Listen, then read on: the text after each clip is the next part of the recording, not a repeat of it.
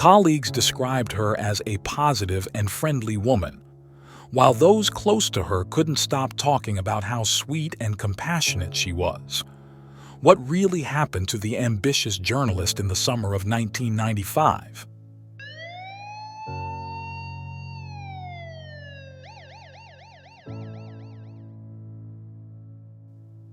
Jodi Huisentruit was a star of American television. Every morning, thousands of U.S. residents woke up to her dazzling smile and clear voice, announcing that a new day had begun and it was time to conquer new heights. On June 27, 1995, she was expected to arrive for her shift, but she never showed up. Jodi Huisentruit was born on June 5, 1968, in Long Prairie, Minnesota. She was the youngest daughter in the family, and her parents adored her. Jodi was obedient and kind. Teachers at school constantly praised her for exemplary behavior and success, not only in basic subjects but also in extracurricular activities. Huisentruit loved sports. She played basketball and softball and later became part of the school golf team, where she won numerous prestigious awards. After graduating from high school, Jodi enrolled at St. Cloud State University. There, she studied mass communications and speech, dreaming of one day becoming a famous journalist. Initially, fate did not grant her that chance, and instead of a film studio, she found herself in the sky. For some time, Huisentruit worked as a flight attendant for Northwest Airlines. In 1993, she moved to Iowa, where she took a job as a reporter at a local TV station. After gaining experience, she soon joined the team at Kim TV, where she became the morning news anchor. On the morning of June 27, 1995, Amy Kunz, a producer at Kim TV, called Huisentruit at home. She reminded her that she was late for work and asked her to come in as soon as possible. The journalist realized she had overslept, apologized, and promised to be there shortly. However, she never made it to the studio that day. Jodi's colleagues had to cover the morning broadcast, which surprised everyone since she was always responsible and organized and highly valued her position. This led to the suspicion that something terrible had happened to Huisentruit, prompting Amy Kunz to call the police. When investigators arrived at her apartment, they found nothing unusual except that the toilet seat in the bathroom was up, even though Huisentruit lived alone, suggesting a man may have been in the apartment. Her red Mazda was parked next to the house, and her personal belongings were scattered around it. Officers immediately concluded that these were signs of a struggle. The police wasted no time and questioned witnesses, who all claimed they hadn't seen anything suspicious. However, they managed to track down a man who drove by the road near her car every day. He reported seeing a large white van next to the TV anchor's car but didn't think much of it. Later, a woman living nearby also mentioned the van. Unfortunately, neither witness could identify who was driving. Additional details soon emerged. Some neighbors reported hearing a loud female scream around 5 a.m., as well as the voice of an unknown man who was banging on the journalist's door. "Jodi, open the door. I know you're in there," the stranger said. It became clear that something bad had happened to Huisentruit. Investigators opened a case and began searching for her. Local TV channels broadcast short reports on the missing anchor, and volunteers offered their help. As expected, the first people to be questioned were those close to the missing woman. Jodi's best friend, 49-year-old John Vansice, said that the night before her disappearance, she had visited him to watch a video he had filmed on her 27th birthday. Afterward, she went home, and John hadn't spoken to her since. Naturally, this version required verification, so the police immediately listed Vansice as a prime suspect. However, He categorically denied any involvement in the woman's disappearance and agreed to take several polygraph tests. Eventually, the man was released and removed from the list of potential suspects in Jodi's disappearance. Jodi's older sister, Joanne, recalled that Jodi was a favorite among many viewers and was constantly pursued by men. Her phone was practically ringing off the hook with calls from admirers who wanted to ask the beautiful TV anchor out on a date. A few months before her sister's disappearance, Joanne learned about an alarming incident that made her seriously worry about Jodi's safety. One day, while Huisentruit was out for a run, she noticed an unknown man driving a black pickup truck following her. After that, the journalist shared that she saw this vehicle several more times on her way to work. She reported the stalking to the police, but they were unable to track down the stalker.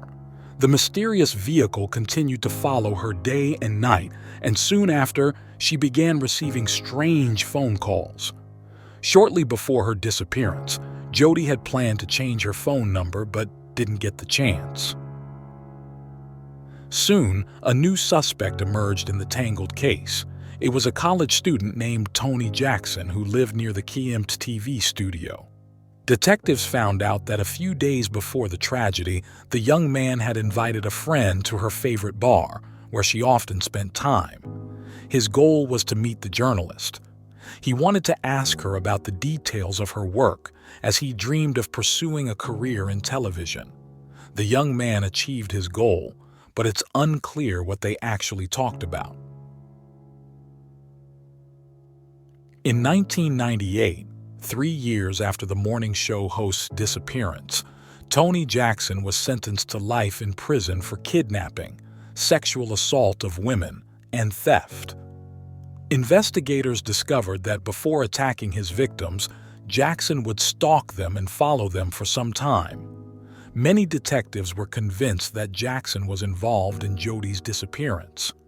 This belief was reinforced by the testimony of his cellmate, Dennis Goff, who told police that during one of their conversations, Tony recited a rap verse in which he hinted that the body of the famous journalist could be found in a mine near the town of Tiffin, Iowa. Upon learning this, investigators immediately went to the location, but unfortunately, no remains of the woman were found. They then tested the criminal with a polygraph and compared his DNA with samples found in Jodi's home, but they were unable to prove his involvement. After 6 years of searching, Jodi Huisentruit was officially declared dead. By 2019, her case remained unresolved. 3 billboards in Mason City displayed photos of the journalist with the caption, "Someone knows something.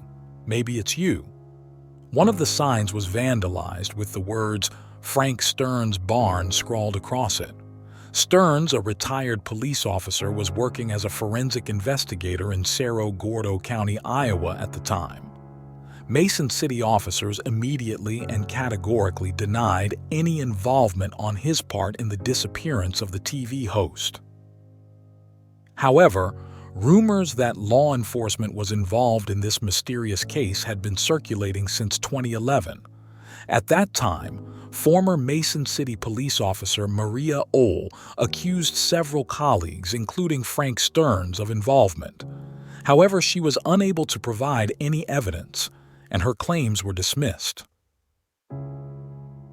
Another alleged proof of police involvement came from rumors that before her disappearance, Jodi had been preparing a report on the mistreatment of inmates at Cerro Gordo County Jail. According to one woman whose son was serving time there, the journalist regularly received threats from officers trying to stop the filming and prevent the investigation from airing. In recent years, private investigator Steve Ridge has taken over the investigation into Jodi Huisentruit's case. After analyzing all available information, he concluded that the journalist had long been dead and that there are certainly people who know how her life ended. He suggested that multiple people were involved in the crime. Ridge uncovered that a little over a week before her disappearance, the TV host had been at a bar where she met a man, and they quickly began a passionate relationship. It seems Jodi followed the happiness, love, silence rule, as none of her friends or relatives knew about the changes in her personal life. I have no doubt that the new relationship played a key role in what happened to Jodi. Her abduction wasn't a random act of violence, nothing like that. This wasn't a maniac appearing out of nowhere. It was clearly someone the journalist knew and had been in contact with, someone who was well aware of her relationships and the people she was seeing, Ridge noted. Jodi's relatives haven't lost hope of uncovering the truth. Jodi had a bright future ahead of her, and she should have been able to enjoy it every day and be with us. She deserved better, and we continue to pray for help in solving this case, her family said. For the 28th anniversary of her disappearance, her family issued a statement asking anyone with information to come forward and finally shed light on what happened to their dear and beloved Jodi. Sadly, no calls were received. And that concludes our coverage of this tragic story. If you found this video informative or thought-provoking, don't forget to subscribe to our channel for more updates on cases like these. We'd love to hear your thoughts in the comments below. Feel free to share this video with your friends and give it a thumbs up if you found it valuable. Thank you for watching.